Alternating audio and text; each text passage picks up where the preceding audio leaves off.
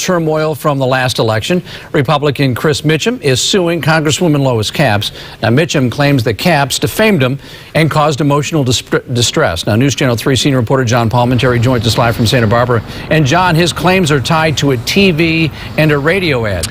And Republican challenger Chris Mitchum is very upset. He did lose that election last November, but said he was defamed along the way when only a portion of one of his quotes was used in an ad presented by his opponent. He is now suing Representative Lois Capps, and this may change the way political ads are presented in the future.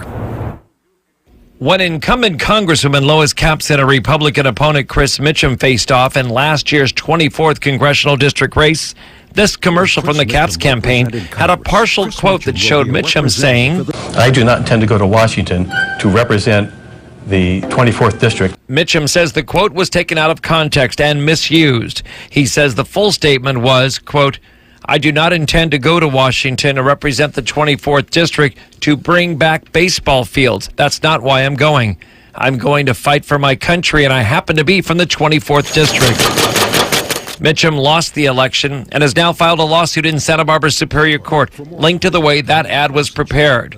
Named in the suit are Congresswoman Capps, her campaign committee, and unnamed others as responsible for defamation and intentional infliction of emotional distress. And that defaming his character was the way in which he was made to lose a very close election. And so clearly he's been damaged. In my view, the taxpayers have been damaged. The idea that we have truth in advertising, truth in elections, even if they're hard fought and they're the candidates are battle worn at the end, those elections are supposed to be fair.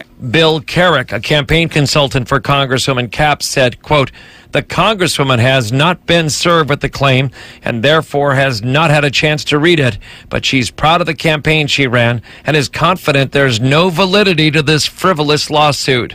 Mitchum's attorney says making up, manipulating, or altering a statement from an opponent crosses any acceptable lines of campaigning, and he said it was like forging a signature. It is far outside of that continuum that is competitive, candidate-oriented political speech and into fantasy land, into the area where things are wholly made up.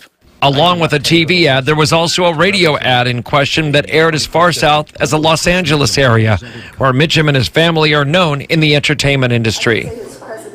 And Capps is expected to receive this lawsuit, be served with it in about 2 or 3 days, and then a response is required within about 30 days. In Santa Barbara, John Palmentary, News Channel 3.